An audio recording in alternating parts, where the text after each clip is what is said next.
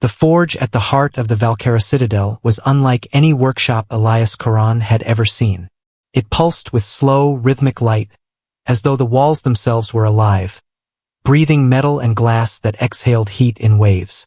The air shimmered with the scent of ozone and molten alloy, humming with the resonance of machinery older than human civilization. Every sound echoed like thunder in a cathedral built not for worship but for creation. He stood before the anvil platform, surrounded by tools that seemed half-grown, half-forged, living extensions of thought. Beside him stood the one being he still wasn't sure he should ever touch, Queen Arenthal. Her presence filled the chamber, quiet but undeniable, the kind of gravity that bent both matter and will. Her armor was a work of art and war, an interlocking mosaic of blackened silver scales, lined with gold veins that glowed faintly when she breathed. Now, several of those plates lay cracked across her chest, the impact of an energy blast that had nearly torn her heart core apart. Elias had volunteered, or rather been chosen, to repair it. As the only human engineer fluent enough in Valkyra biometal design, he had no choice but to serve her directly. The problem wasn't the task. It was the proximity. Her people had never allowed a human this close to their ruler before. The queen stood barely an arm's length away, silent, watching as his gloved hands worked the tools with meticulous care. The liquid metal resin he applied shimmered between states, solid when it touched her armor, fluid when he shaped it with the blade-like stylus. It hissed softly as it cooled, fusing with her exosuit. "You hesitate," she said suddenly. Her voice was low, melodic, like music spoken through water. He glanced up, startled. "I don't want to damage the neural mesh. If I apply too much force, it could hurt me," she finished, her tone unreadable. He nodded once. "Yes, Your Majesty." Her eyes, luminescent gold with flecks of starlight, held his gaze with disarming calm. "Pain is a constant to my kind, human. It reminds us that we still feel. You are not repairing a relic. You are tending a living thing." He swallowed, returning to the task. "All the same, I'd rather not add to your suffering." The faintest hint of a smile curved her lips. "How curious. You have caused me less pain than most of my generals." He froze mid-motion, unsure if she was jesting. Her expression remained serene. "Continue." He did. His hands steadied, tracing along the fractured chest plate, the stylus glowing with microcurrents. The armor began to knit under his touch, the metal responding to his focus. The closer he worked, the more he could feel the faint hum beneath. The rhythm of her heart, powerful yet measured. It vibrated through the alloy and into his fingers like a pulse of living thunder. When he reached the upper plate, near her collar, she exhaled softly. "Careful," she murmured. "That section is linked to the core channels." "I know," he said. "That's why I'm going slow." "Too slow," she said. Then, in a tone just above a whisper, she added, "You're far too gentle, human." The stylus faltered in his grip. He glanced up, heat creeping across his face despite the forge's glow. Her eyes didn't waver. There was no mockery in them, only curiosity. "Is that a complaint?" he asked. Her voice was a whisper of command and amusement. "An observation." He found his voice again, quieter now. "I wasn't aware gentleness was a flaw." "To warriors," she said. "It often is." Elias steadied his breathing, focusing on the repairs, though his pulse betrayed him. The metallic resin shifted beneath his fingers, mirroring the tremor in his hand. He forced himself to concentrate on the precision of the work, the perfect alignment of plates, the faint whir of molecular fusion. "You're not just a warrior," he said after a long silence. Her head tilted slightly. "No, you're their queen, their anchor. Even steel bends under pressure if it never feels a softer touch." The forge crackled. For a long moment, she said nothing. When she finally spoke, her voice was different, quieter, distant. "You speak as though you understand what it means to bear weight." "I do," he said simply. "Humans break all the time. We just pretend we don't." Her gaze lingered on him then, and something almost imperceptible softened around the edges of her composure. "Tell me, Elias Caron," she said, "when your world burned, and your fleet fell, what did you do?" "I kept fixing what was left," he replied. She smiled faintly, but it wasn't amusement this time. "And now you repair the armor of the one who conquered your kind. You are a contradiction." "Maybe," he said, "or maybe fixing things is just what humans do." The air between them changed, less like the oppressive heat of the forge, more like the quiet after lightning. She stepped closer, the light from her armor reflecting against his skin. "You mend what you do not own," she said softly. "You care for what you should hate." He met her gaze without flinching. "Maybe that's why you let me live." Her eyes glimmered, unreadable. "Perhaps," she murmured. "Or perhaps I wanted to know if humanity's gentleness was its weakness or its weapon." A spark leapt from the forge, scattering blue light across their faces. For a heartbeat, neither moved. Her pulse matched his through the living alloy, two rhythms beating out of time yet impossibly aligned. Then, without warning, she reached up and caught his wrist, lightly, almost delicately, her fingers cool against his skin. "You repair my armor," she said, voice low. "But who repairs you, human?" The question disarmed him completely. He had no answer, only silence. Her grip lingered a moment longer before she released him and turned away, the motion so graceful it could have been choreographed. "That will be all for tonight," she said. "Your work is sufficient." He exhaled slowly, setting the stylus aside. "Yes, Your Majesty." As he left the forge, he glanced back once.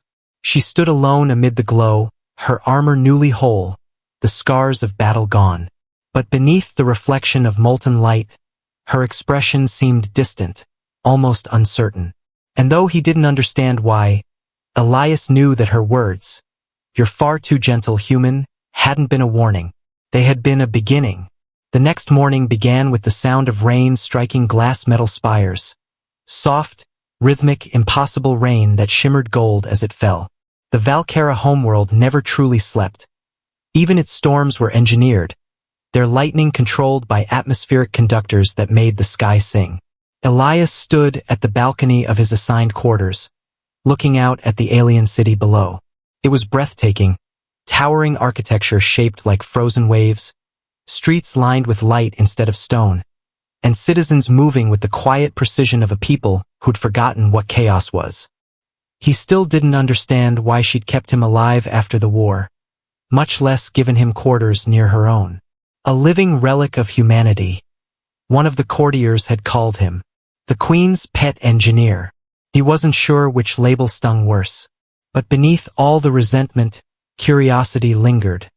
Not about her empire, but about her.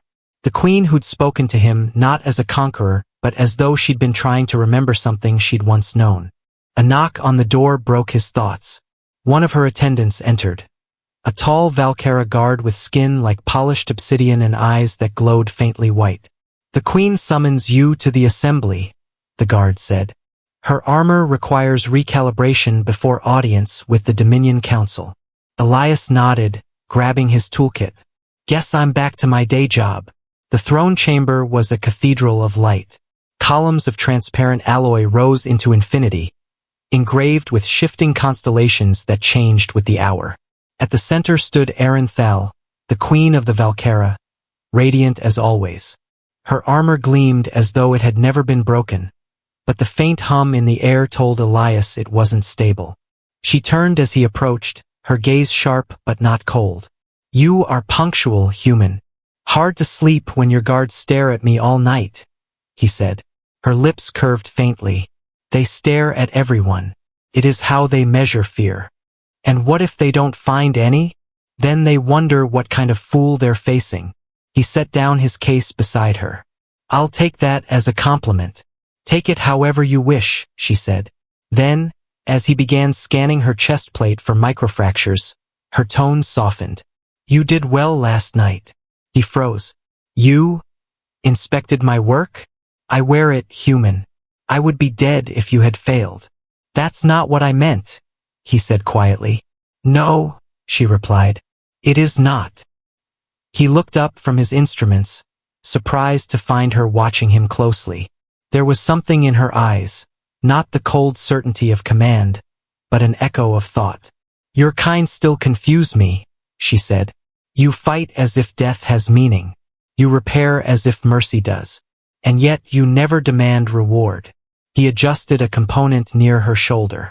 Maybe we just like proving the impossible wrong. Her gaze lingered on him. You said something yesterday that stayed with me, about softness not being weakness. Do you still believe that? He smiled faintly. It's the only thing that's ever kept us alive. A faint tremor passed through her armor, as though her pulse had synced to his. And if softness costs you everything, then it's still worth the price, he said without hesitation. Because it means you cared enough to pay it.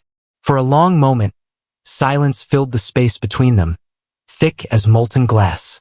Then she looked away. You risk much, speaking to me like this. Maybe, he said, or maybe you're tired of everyone being afraid of you. Her head turned slightly, eyes narrowing, but not in anger. You presume much for a human. He chuckled softly. It's how we survive queens and gods alike. That earned him a real smile, small, fleeting, but unmistakably genuine. Finish your work, Elias Quran. The council will not wait for sentiment. He nodded, refocusing on the task. As he worked, the faint shimmer of her armor pulsed with each of his movements, the living metal responding to touch as much as to energy. Your heart core's alignment is off, he murmured. It's fighting the flow of your neural field. Because it no longer recognizes me, she said. He looked up. How's that possible? When a Valkyra kills too many with her own hands, the armor begins to question its wearer, she said quietly. It is not built for tyranny. It resists what it perceives as imbalance. Then it's not broken, he said. It's trying to save you. She blinked, as though the idea hadn't occurred to her. Save me, he nodded. It knows you're carrying more than one soul should. For the first time since he'd met her, the queen of the Valkyra looked unsure. Her golden eyes flickered, like candlelight caught in a storm. You think my armor has conscience? I think, he said carefully, that maybe it reflects yours. Her lips parted slightly, the faintest tremor of breath escaping her. Then she whispered, that would make it my greatest weakness. Or your last hope, he countered. Before she could respond, the great doors opened. The Dominion Council entered, 6 towering figures in armor older than the Queen's own, their faces hidden behind masks of light. One of them spoke in a voice that sounded like grinding stone. Aaron Thel, your rule stands under question. Elias stepped back instinctively, tools still in hand.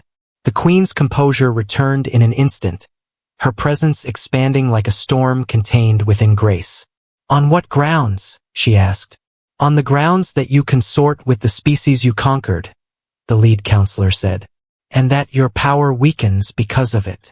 Her gaze hardened. My power is unchanged. Then prove it, the counselor said.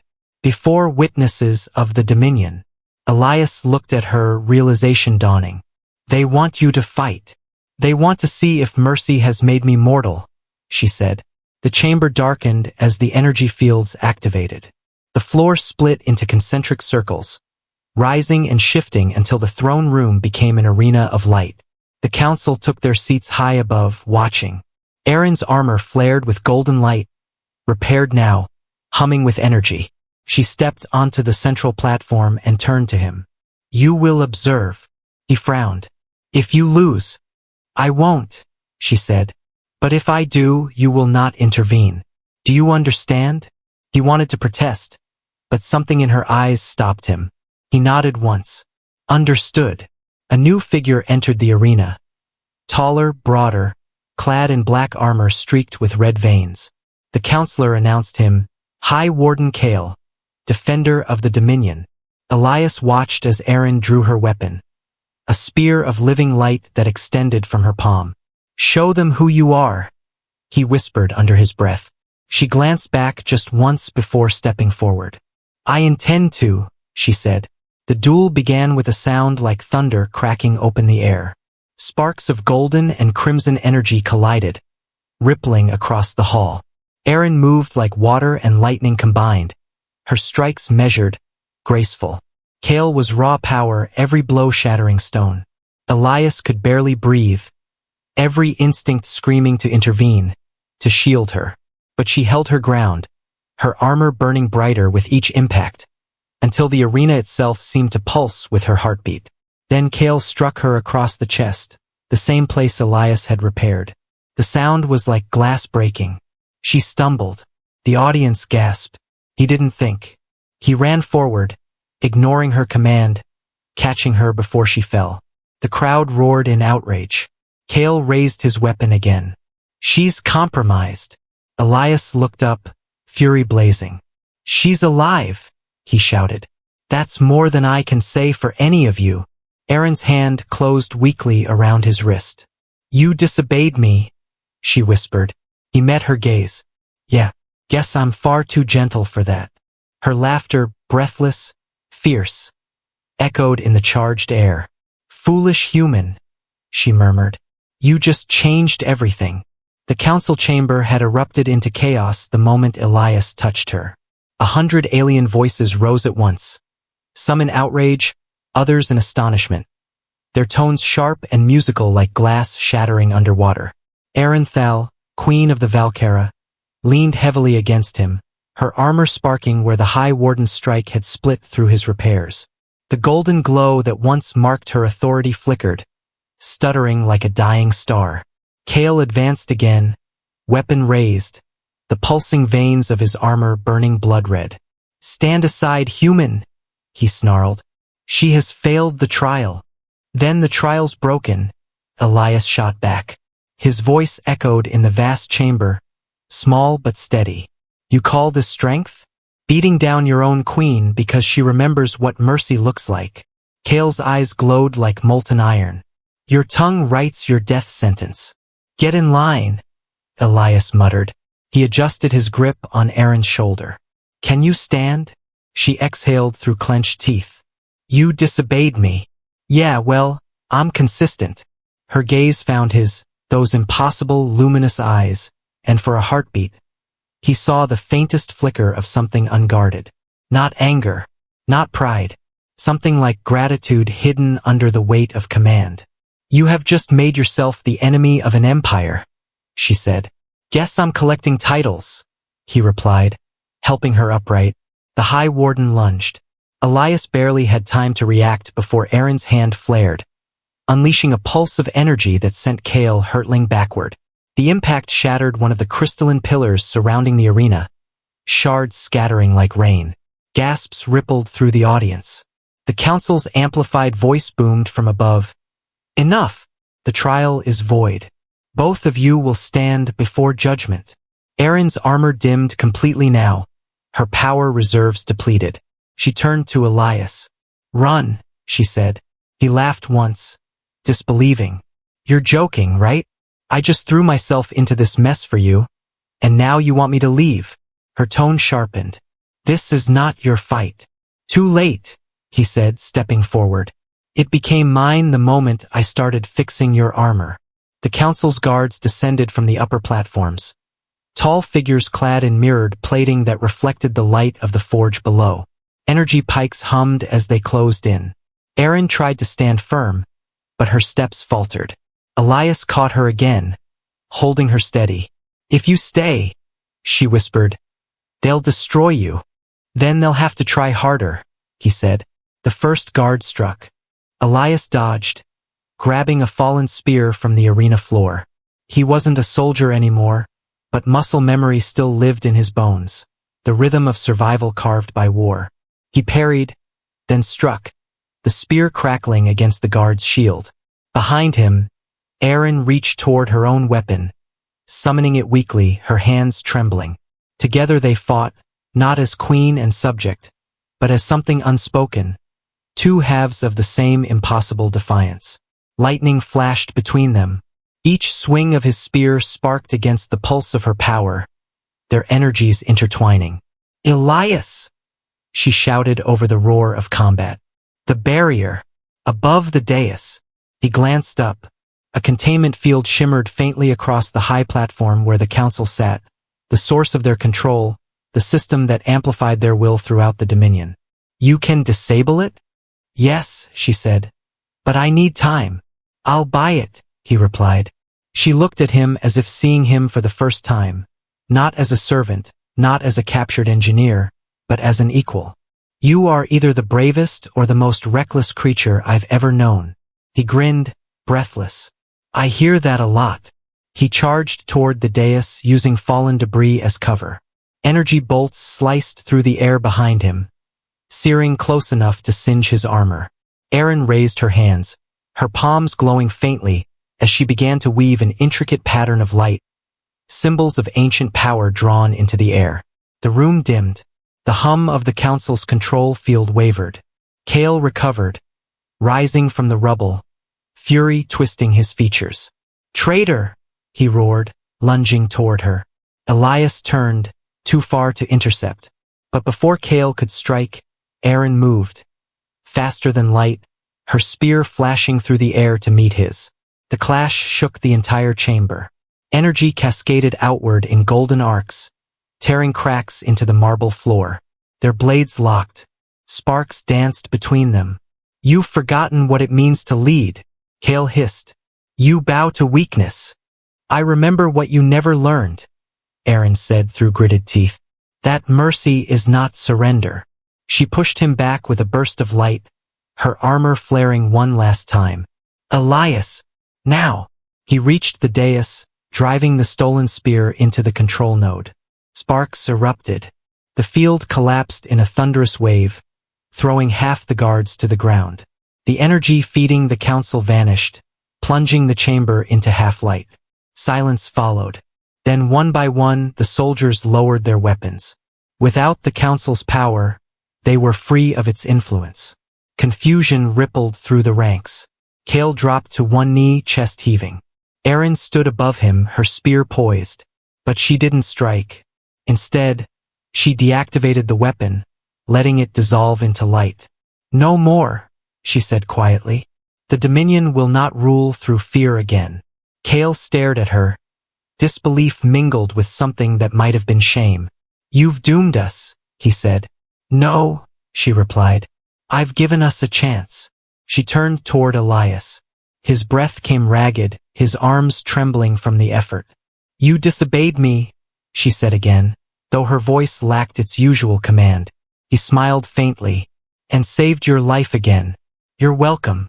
Her eyes softened, not as a ruler, but as someone who had just witnessed something rare. You continue to defy expectation, human. He shrugged. It's kind of our thing. From above, the council's voices whispered and faded, their power gone, their thrones crumbling into dust. Erin stepped down from the platform, the light of dawn spilling into the chamber through the fractured ceiling. The rain outside had stopped. For the first time, true sunlight touched the throne of the Valkyra. She looked at him, her expression unreadable. You realize what you've done? Not really, he said honestly. But it feels right. She smiled, just barely. Then perhaps gentleness was never your weakness. He chuckled. Don't let that get around. I've got a reputation to keep. But when their eyes met again, it wasn't humor that lingered there. It was something deeper, recognition, fragile and terrifying in its simplicity. She reached out, her hand brushing against his cheek, the faint glow of her fingertips tracing a line across his skin. You've altered the course of my people, Elias Quran, she said softly. And perhaps, the course of my heart. He blinked, caught off guard. That sounds like something dangerous to admit in public. Then I'll say it again, she said. In private. Outside, the bells of the city rang. Not for war, but for change. They didn't speak for hours after the rebellion. The council chamber had been cleared, the wounded tended to, the throne sealed off. The Valkyra capital moved like a body recovering from sudden trauma, still twitching from the shock of freedom. And in the center of it all, Elias and Erin found themselves standing together on the balcony that overlooked the city.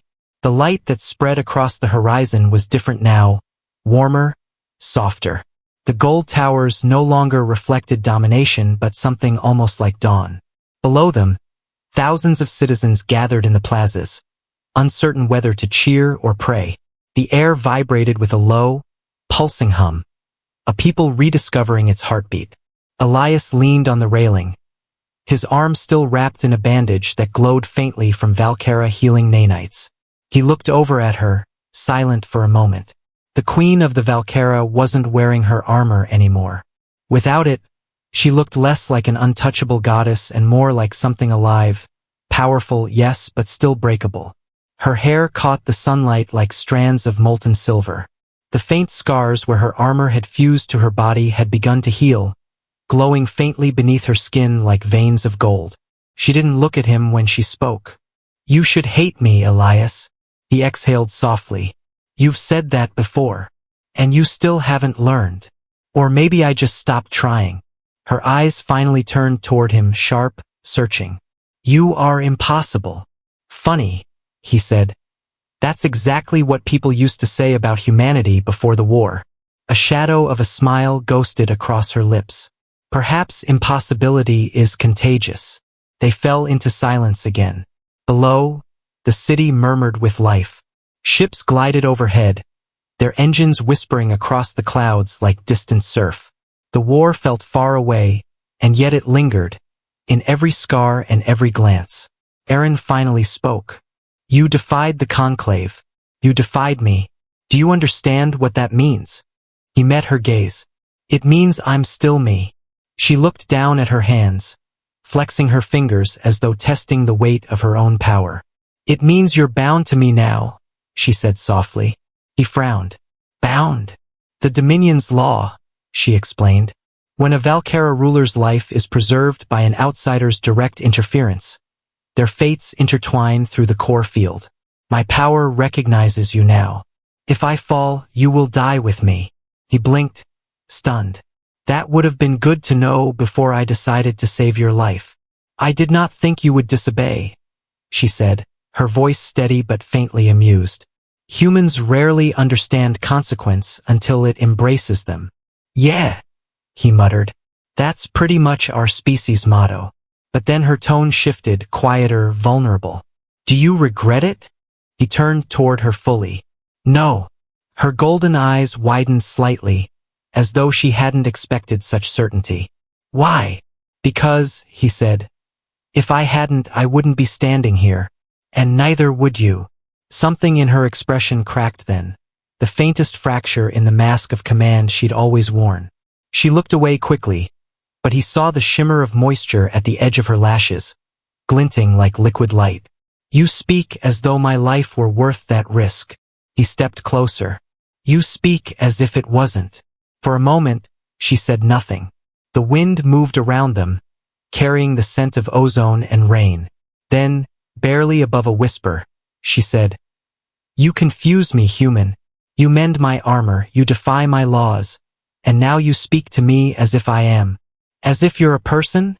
he said gently. Her gaze snapped to him. "As if I am not untouchable."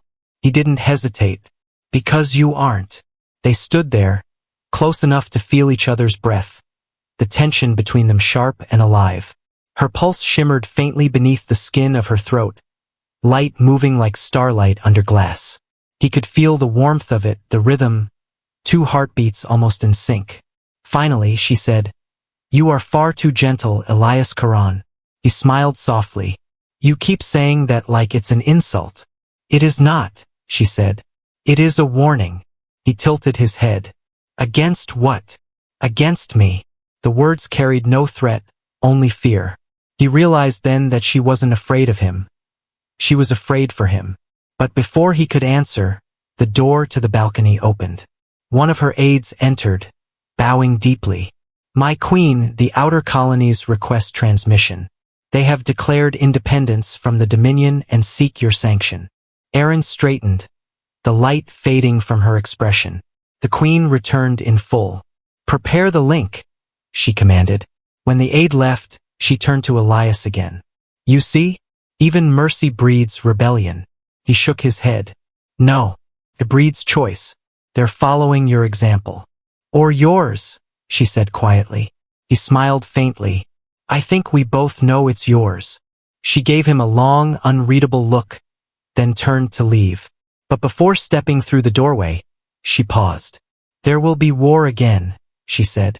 The Dominion will not dissolve peacefully. The Conclave's remnants will strike soon. He nodded. Then you'll need someone who can keep your armor together. Her lips twitched. Not quite a smile, but close. Perhaps I already have one. That night, Elias found himself alone again in the forge. The chamber glowed faintly, its walls alive with soft, pulsing light. He ran a hand over the queen's armor, newly polished, freshly repaired, and traced the faint mark where her heartcore had cracked and healed. The metal hummed under his fingers, alive, warm. For a moment, he swore it responded to his touch, as if remembering him. He didn't see her enter. Her reflection appeared in the molten alloy before him, her face lit by the forge's glow, her crown absent. I thought queens didn't visit their workers, he said quietly. Perhaps I came to see what kind of fool still labors at midnight, she replied. He smiled. The kind who can't stop fixing things that are too beautiful to be broken. For once, she didn't answer right away. When she spoke, her voice was softer than he'd ever heard it. When I said you were too gentle, she murmured, I did not mean weak. I meant dangerous. Dangerous? He echoed. Yes, she said, stepping closer. Because gentleness, when given to something unworthy, can destroy. But when offered to something wounded, it can remake the world. She reached out, tracing her fingers over his hand where it rested on the armor. The contact sent a shock of heat through him, the same hum as the living metal, but deeper, more human. And what do you think I'm offering it to? He asked. Her eyes met his, bright and fragile as fire. To someone who is teaching me what strength truly is. Outside, lightning flickered across the horizon. Not from battle this time, but from the sky itself, as if the world was rewriting its rules. He turned his hand, fingers brushing hers. Then let's make sure this world remembers it. She didn't pull away. Tomorrow, the Valkyra will march again, she said quietly. But this time not for conquest. For change. Then let me fight beside you, he said. Her gaze held his for a long moment. Then she nodded once. So be it, human. As the forge's light dimmed around them, the two stood together in silence. The conqueror and the engineer, the queen and the man who refused to kneel, surrounded by the hum of living metal and the quiet promise of what was to come. The dawn that broke over Valkyra Prime was unlike any Elias had seen since the war began.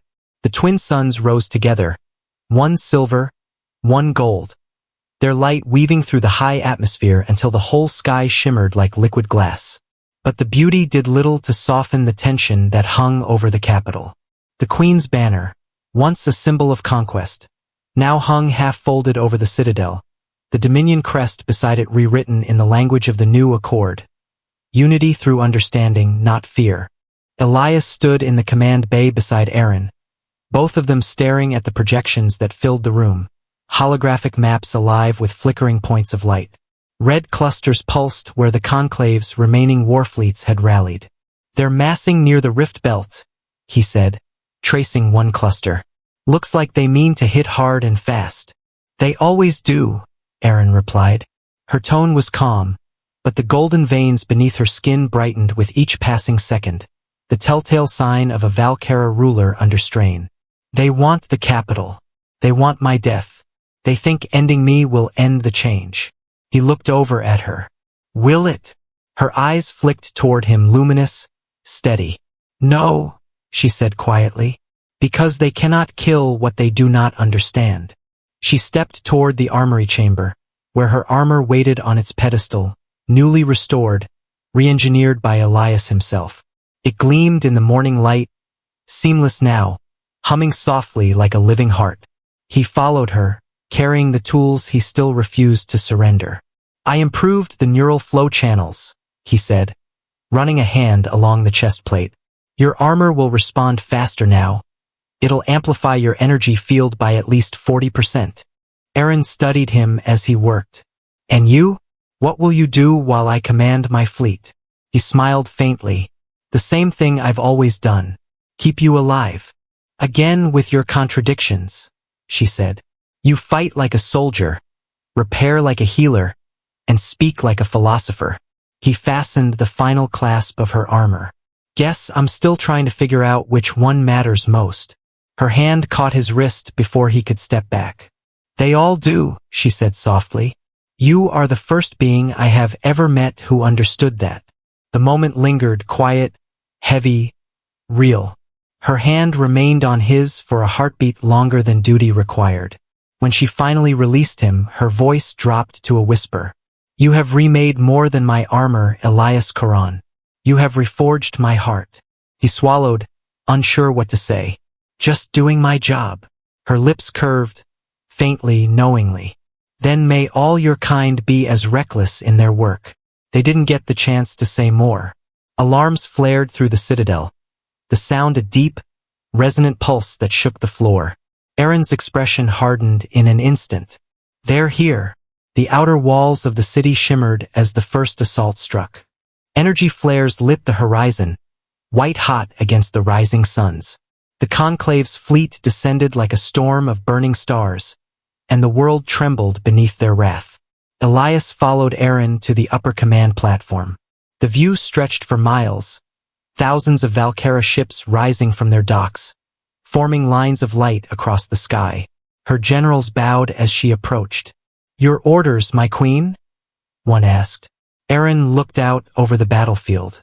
No Valkyra fires first, she said. The generals exchanged uneasy glances. If we wait, they will annihilate us. Then let them reveal who they are, she said. The accord begins with truth. Elias watched her, awe threading through his nerves. She wasn't the same being who had conquered worlds with cold precision. She had become something rarer, a leader who carried the weight of mercy and did not break beneath it. The enemy opened fire. The sky blazed with energy beams, ripping through the clouds. Aaron raised her hand, her armor flaring to life. The living metal resonated with her will, projecting a shimmering barrier across the city. The shield held barely. They are testing us, she said. They want me to retaliate. Then don't give them what they expect, Elias said. What do you suggest? He smiled tightly. Something human. He rushed to the console and keyed in a signal override. Fleet-wide transmission, open channel. Elias, she warned. What are you doing? Making history, he said, then leaned into the microphone. This is Captain Elias Quran of Terra. To every ship still flying the Conclave's banner, listen to me. You're fighting for ghosts, for fear, for rulers who turned mercy into weakness because they were too afraid to feel it themselves. But if you're out there, if you can hear this, look at your queen. Look at what she's become. She's not killing you. She's protecting you. That's not weakness. That's strength. The comms erupted with static. Then slowly voices answered. Not all in unison, but enough. Ceasing fire, requesting orders, confirming signal. Aaron turned to him, disbelief flickering in her golden eyes. You've reached them. Not me, he said. You. For the first time in Valkyra history, the Conclave fleet faltered mid-assault. Some ships powered down their weapons. Others shifted formation. Confusion spread faster than commands could contain it. Kale's flagship appeared on the horizon, its crimson hull burning like a second sun. His voice filled the comms. You speak lies, human. You twist our queen's mercy into manipulation. Aaron stepped beside Elias, her voice clear and fierce. No. He speaks the truth I was too proud to say. You fight for a past that deserves to die. Then die with it, Kale roared. His ship fired, a single concentrated beam aimed at the capital. The shield cracked. The floor trembled beneath their feet. The next blast would shatter it completely. Aaron's eyes met Elias's. If I channel the full field through my core, I can neutralize it. You'll burn yourself alive, he said. Perhaps gentleness has its price, she whispered. He grabbed her shoulders. Not like this. You said it yourself, gentleness remakes the world. Let it start by saving you. The world outside roared. Time felt like it slowed. He pressed his forehead to hers, his voice low. We fight together. Always. Her eyes closed. Always. They moved as one. Her hands clasped his, merging their energy fields, human and Valkyra light fusing into one luminous surge. The air ignited around them, the entire citadel glowing like a living star. When Kale's next blast struck, it didn't destroy. It dissolved. The energy dispersed, rippling across the sky like wings unfurling. The war ended not in silence, but in light. When it was over, the citadel still stood. The enemy fleet was gone, scattered or surrendered.